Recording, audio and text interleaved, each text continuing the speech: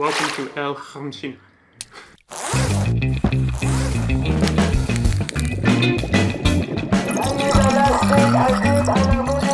ايوه جاي. It's tea time.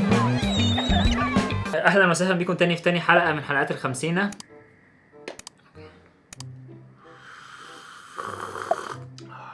So first question, introduce yourself. So my name's Joey.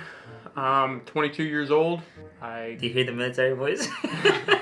I'm currently serving in the Florida National Guard, and I'm in the process of becoming an EMT. It's an emergency medical technician, and my eventual goal is to become a firefighter. I'm in college. I think I'll be in college for at least 2 to 3, maybe 4 more years. Okay. Yeah. So you're planning to graduate by 25, 26? Yeah, probably, Okay. just because the military slows things down. Yes.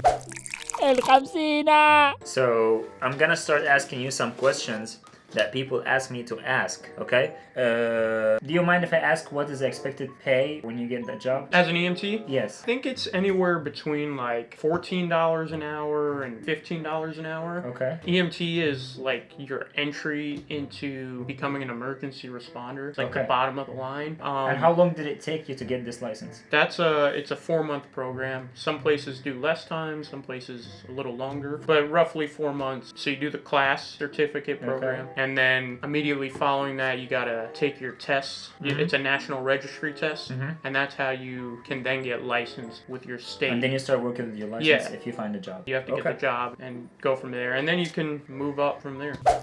Now, let me ask you a question. $15 an hour, working 40 hours a week, which is full time. Would you be able to support yourself, like rent, paying for your car, and paying for like going out and stuff like that, or is it not enough? By myself, yeah, you could probably do that. What do you think is a decent amount of money to make you live comfortably? I'm not saying like driving a luxury car. So $15 an hour is probably a comfortable living. So you could probably afford just by yourself or with a wife. If you both work. Yeah, if you have a second income, that's plenty of money. You'll be able to afford a car. You can get a nice little place and nothing fancy, but go out to eat and maybe go on some vacations here and there. I agree. Let me get your point of view about who does more work at the house, you or Sahid. Since we already all heard talking shit last time that she lift more weight than you at the house. Who's the real boss of the house? I definitely say You're the boss. Yes. I make the... Definitely. I totally agree. Yeah, I make the first decisions on everything. And, I mean, we talk about everything, we discuss, but I don't know. I'll put my first foot forward and make the bigger decisions, but we always talk about it together. Who does more work at the house? Working the house. She used to do a lot of it, but then she started working a second business. So now, with her cake business. Yeah. So now it's more 50-50. You started supporting and trying to support as much as you can, so she can take care of her business. Yeah, I help her with everything. Very respectful. That's a question I don't know if you'll be able to answer or no.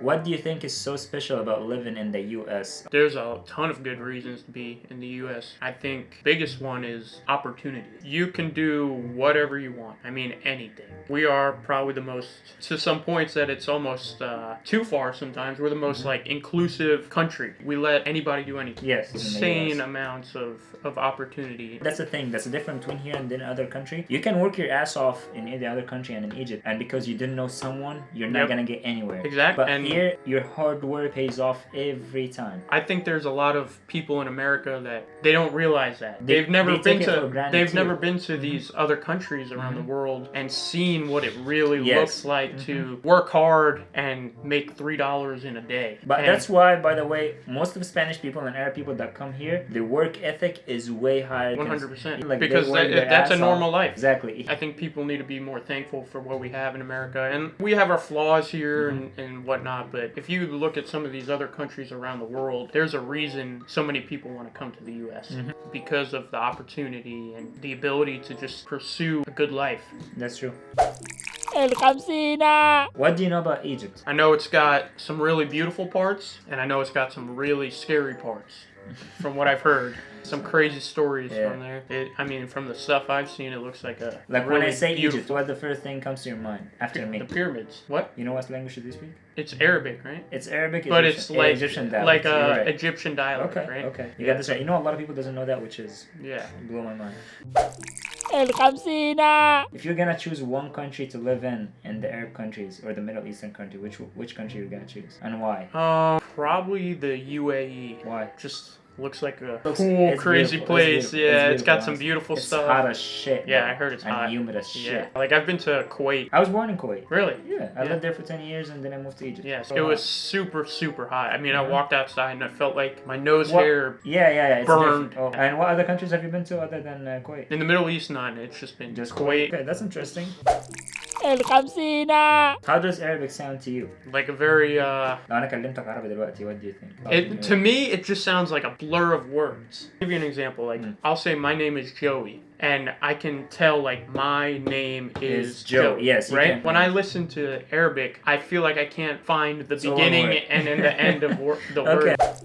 I want you actually to talk to me more about military. So you know that in Egypt, it's a mandatory thing to serve in the military after you graduate college, except if you are the only boy in the family, so you will have to be responsible for the family, so you don't have to serve. Of course, there's some other exceptions, like for example, if you are disabled, you're not going to be able to join the military, you know what I mean? Right. But other than that, you have to serve in the military between a year to 3 years. That comes with no benefits at all. It's so much different here in the US. I want you to explain to them how is it so much different from how much benefits you get. I don't know. I've never been to it. I don't know how if it's hard or easy. I want you to explain all that if you can. Okay. The military in the US, I mean, you have tons of options. So here we have the reserves and the National Guard. Those are like part-time military where you serve in the military, and if they need you for some federal or state orders, like for example in Florida, the Florida National Guard is very active with the hurricane seasons. Yeah. They'll go out and help people